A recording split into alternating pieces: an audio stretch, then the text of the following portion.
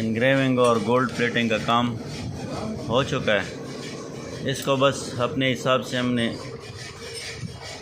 Temper करना है, फिर उसके बाद फिटिंग होगी, फिर इसके चेक फायर होंगे इंशाल्लाह। बाकी वीआईपी काम हुआ है, गोल्ड प्लेटिंग भी हो गई है। ओरिजिनल कौन दिलेगी